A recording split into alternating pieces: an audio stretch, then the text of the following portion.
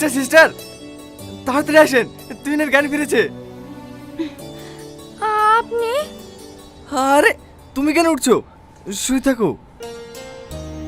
না না, ঠিক আছে।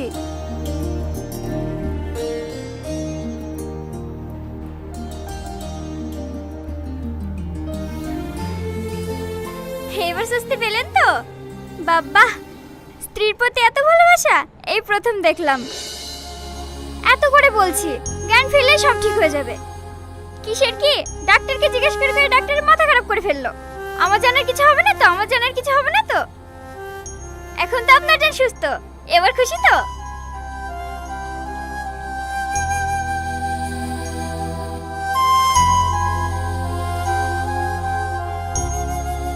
দেখে হাতটা দেন।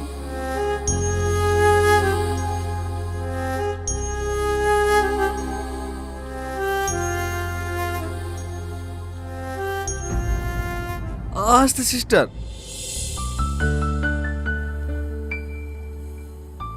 আর ভয়ের কিছু নাই তো?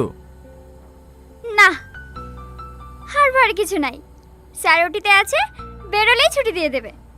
পাগল একটা। সত্যি ভাগ্য করে আপনি একটা স্বামী পেয়েছেন।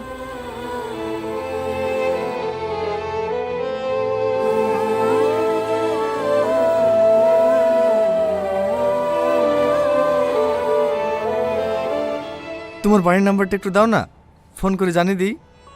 না না থাক, মা হার্টের রোগী, এসব কথা জানতে পারলে আবার ফালতু ফালতু টেনশন করবে।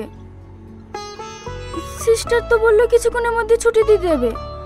আপনি একটা টোটো ডেকে দিয়েন, আমি একা একাই চলে যাব। একা যাবা কেন? আমি বাড়ি পৌঁছে দেব। আমার যখন অ্যাক্সিডেন্ট হয় আপনি কি ওখানেই ছিলেন? না না, আমি রেস্টুরেন্টে ছিলাম। তাহলে আপনি জানলেন কি করে আমার অ্যাক্সিডেন্ট হয়েছে? একটা কথা কি জানো তো, কাউকে যদি মন থেকে ভালোবাসা যায় না, প্রকৃতি যেভাবেই হোক তাদেরকে মেলাবেই। আমার সঙ্গেও সেটাই হয়েছে। আজ কেন জানি না তোমার কথা খুব মনে পড়ছিল। তুমি এত বারণ করা সত্ত্বেও বেহায়ার মতো তোমার মোবাইলে ফোনটা লাগিয়েছিলাম। ওখান থেকে জানতে পারলাম তোমার অ্যাক্সিডেন্ট হয়েছে। দেখো, বেহায়ার মতো ফোনটা লাগিয়ে অনেক কাজ হয়েছে। তোমার সেবা করার সুযোগটা তো পেয়ে গেলাম। স্যারের ওটি শেষ হয়ে গেছে, আপনি আসুন। হ্যাঁ, রেখেছি তোমায় হৃদয়ের কোণে, স্মৃতির জানালায় ভালোবাসার বরণে।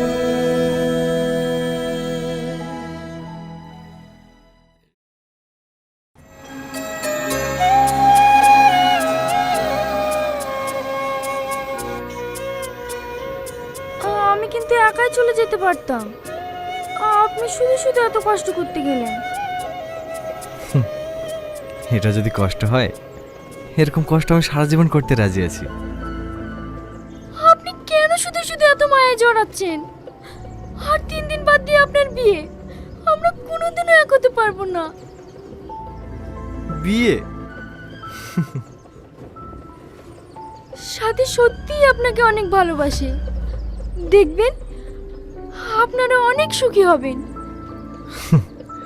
সুখী হতে গেলে তো তোমার বান্ধবীর হাতের পুতুল হয়ে থাকতে হবে, আর মনে হয় আমি সেটা পারবো না। এসব আপনি কি বলছেন? সাথী তো ওরকম মেয়ে না। দেখেন আপনার কোথাও ভুল হচ্ছে, ও খুবই ঠান্ডা মেজাজের একটা মেয়ে, কোনোদিনও আপনার কথার অবাধ্য হবে না। ও সত্যিই খুব ভালো মেয়ে। আমি অতটাও বাচ্চা না, ভালো খারাপ চেনার মতো ক্ষমতা আমার আছে। তবে বিয়ে যদি জীবনে কাউকে করতেই হয়, তাহলে তোমার মতো সেন্সিটিভ, কেয়ারিং কোনো মেয়ে পেলে তবেই করব। আর আমার মনে হয় না তোমার মতো দ্বিতীয় কেউ আছে। তুমি আধার ভুলে আলোতে জড়িয়ে নেব মায়া চাদরে। হঠাৎ দেখা হলো চলে এসছি বোন।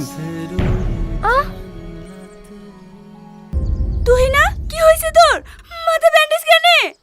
তেমন কিছু না মা, একটু পড়ে গেছিলাম। পড়ে গেছিলি তো বাড়িতে একবার জানাতে হয় না? আর কিছু হয়নি মা, চলো তো। দেখো দিদি, বাড়ি থেকে বেরোলেই আমি সারাদিন চিন্তায় থাকি, কোথাও কিছু হলো নাকি, কোথাও কিছু হলো নাকি। পরে কি কতটা কাম হয়ে গেছে, বাড়িতে ফোন টোন করবে কি কিছু, এই নিয়ে তো আমাকে পাগল করে ছেড়ে দিবে। আমি আর পারছি না। ভাই যাবেন না? হ্যাঁ, চলো। দেখা হলো বাসের ওই জানলাতে। ওর কথা কেন এত মনে পড়ছে? আমি তো চেষ্টা করছি ওকে ভুলে যাওয়ার, তারপরেও আমি যেন তলিয়ে যাচ্ছি এক অজানা মায়ায়। বুকের ভেতরটা কেমন জানি উটখাট উটখাট করছে, না বসতে পারছি না শুতে পারছি।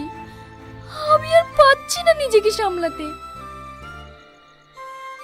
এই বুড়ি, ওষুধগুলো খেয়েছি? হ্যাঁ মা, খেয়েছি। মলমটা লাগাসনি যে? মনে ছিল না মা, লাগাছি। ভালো করে লাগা, না হলে ঘা শুকাবে নাকি?